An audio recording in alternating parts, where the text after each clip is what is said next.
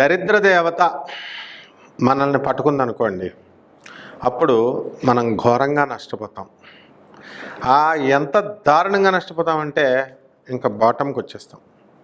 అప్పుడు సంకేతాలు ఏంటి, మనకు కనిపించేటటువంటి లక్షణాలు ఏంటి, దాని గురించి మనం 12 రాశుల వారికి మనం చెప్పుకుందాం. మరి దరిద్ర దేవత ఫస్ట్ లక్షణం ఏమిటంటే ఇంట్లో స్నానం చేయడం మానేస్తాం. First point. ఇంట్లో కనీసం వాళ్ళందరికీ కూడా బద్ధకంగా ఉండి, మరి స్నానాలు ఆడవాళ్ళు చూడండి 2ంటికి వంటలు చేసుకొని 2ంటికో 3 గంటలకో ఆ టైంలో చేస్తారు. చాలామంది పిల్లల్ని పికప్ చేసుకొని ముందు వెళ్తారు. అదొక లక్షణం.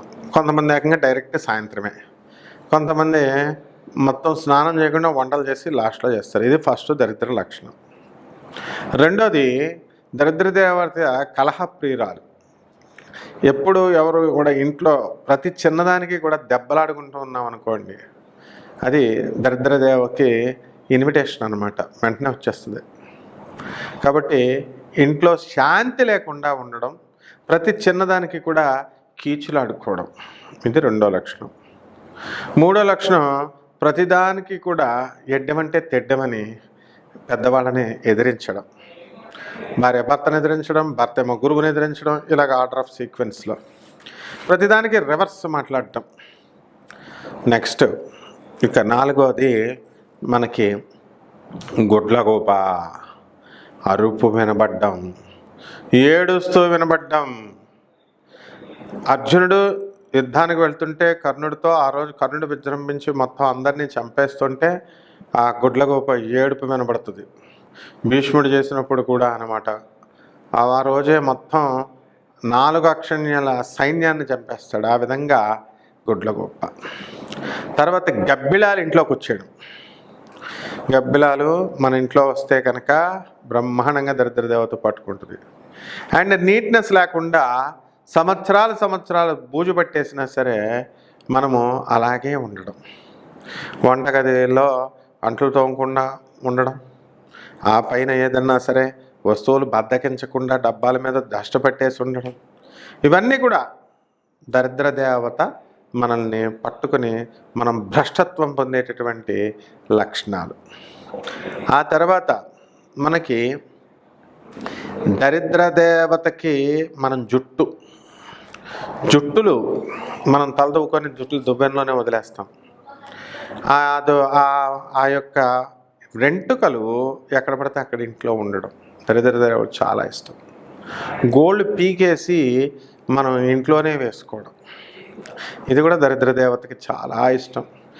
తర్వాత మనము అపరిశుభ్రం అంటే శరీరమే కాదు, మన మనస్సులు, ఆలోచనలో వాడి ఇలా అయిపోవాలా, వాడికి అలా అయిపోవాలా అని చెప్పేసి మనము ఎంతసేపు నెగిటివ్, ఎడ్డమంటే తెడ్డం వేరు, నెగిటివ్ వేరు, అపశకునాలు పలకడం ప్రతి దానికి కూడా.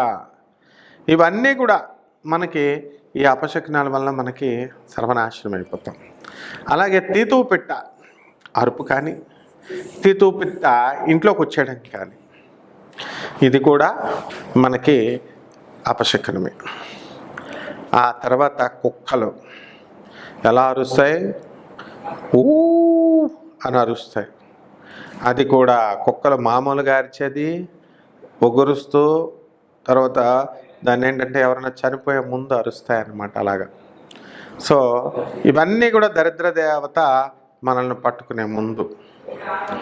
ఆ తర్వాత తనను తాను పొగుడుకోవడం, ఇతరుల తప్పుల్ని ఏకరువు పెడుతూ ఉండడం, ఇవన్నీ కూడా దరిద్ర దేవత లక్షణాలు. మరి కాకులు మనకి ఇంటికి వస్తే చాలా శుభం. కాకులు గుంపులుగా వచ్చి మన తల మీద కొట్టిందనుకోండి, అది దరిద్ర దేవత మనకి పట్టుకుంటున్నట్లు త్వరలో. ఈ విధంగా ఈ దరిద్ర దేవత 12 రాశుల వారికి పట్టుకున్నప్పుడు ఒక్కొక్క రాశి వారికి మరి ఈ నెలలో ఏ విధంగా ఉంటుందో మనం చూద్దాం. వృషభ రాశి. ఈ వృషభ రాశి వారికి ఈ ఆషాఢ మాసం వచ్చిన తర్వాత అమావాస్య వెళ్ళిన తర్వాత చాలా బాగుంది. బోనాల పండగలో మీరంతా పాల్గొంటారు. అమ్మవారి యొక్క విశేషించి ఈ ఆధ్యాత్మిక కార్యక్రమాల్లో పాల్గొన్నాం. వృత్తి, వ్యాపార, ఉద్యోగ విషయాల్లో కాస్త కాన్సన్ట్రేషన్ తగ్గించి దేవుడి చుట్టూ, బాబాల చుట్టూ, ఆశ్రమాల చుట్టూ తిరుగుతూ ఉంటారు. వ్యాపారస్తులు కష్టపడతారు. ఉదయం తెల్లవారుజామున 3 గంటల నుంచి రాత్రి మళ్ళీ 11 దాకా కష్టపడుతూనే ఉంటారు. మరి మీరందరూ కూడా అన్నదమ్ములు ఉన్నట్లయితే అన్నదమ్ములకు యావత్ కుటుంబం అన్నదమ్ములు కూడా కష్టపడుతూ ఉంటారు.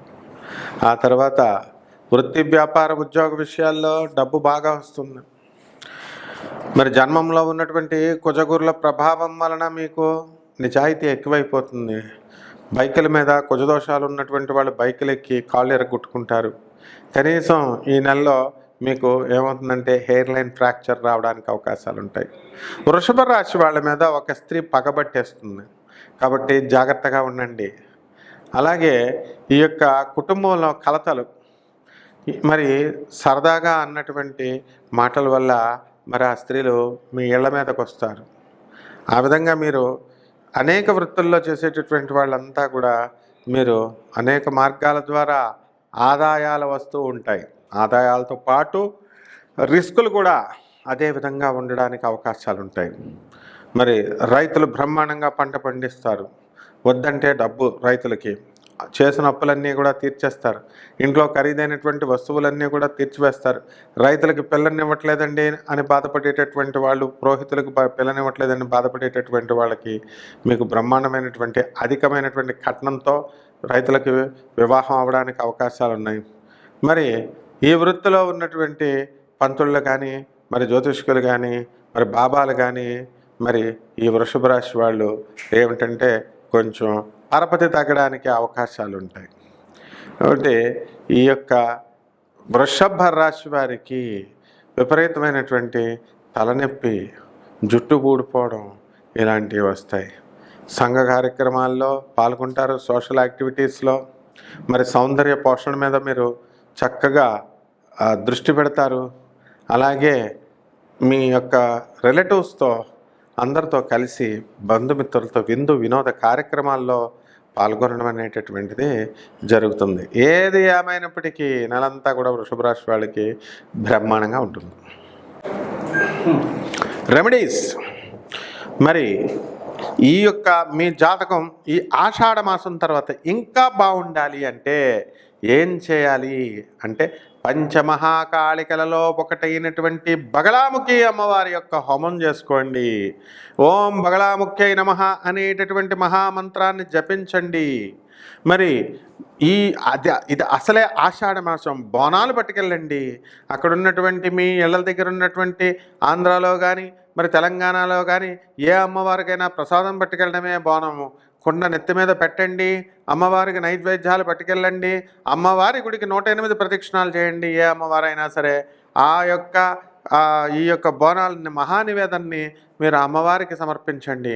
అలాగే మీ ఇంట్లో బగళాముఖి అమ్మవారి యొక్క హోమం చేయించుకోవండి. తర్వాత జపము కంపల్సరీ.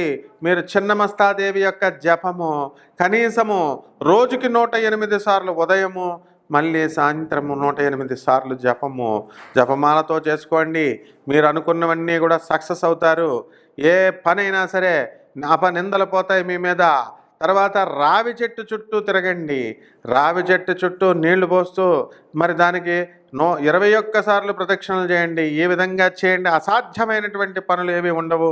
మరి మీరు అనుకున్నది ఎంతకాలంగా మీరు అనుకుంటున్నారు నాకు ఈ పని అవ్వడం లేదండి. బిల్స్, కాంట్రాక్టర్లు ఎవరైతే ఉన్నారో గవర్నమెంట్ నుంచి రావాల్సినటువంటి బిల్స్ అన్నీ కూడా వచ్చేస్తాయి. నేను 2 సంవత్సరాల నుంచి ప్రేమలో ఉన్నానండి, వీళ్ళ చుట్టూ తిరుగుతున్నాను, సక్సెస్ కాలేకపోతున్నాను అనేటటువంటి వాళ్ళకి మీకు అవతల వాళ్ళు వశీకరణం అయిపోతారు. దశమహావిద్యల్లో ఉన్నటువంటి హోమం ఇది. కుంకుమార్చనతో క్రీమ్ క్రీమ్ క్రీమ్ అంటూ మీరు అమ్మవారి యొక్క ఆ యొక్క యంత్రం పైన కానీ, అమ్మవారి యొక్క పాదపద్మాల దగ్గర కానీ, ఆ చిన్నమస్తాదేవి యొక్క పాదాల దగ్గర కుంకుమార్చన చేయండి. మీరు అనుకున్నది మీరు సాధిస్తారు.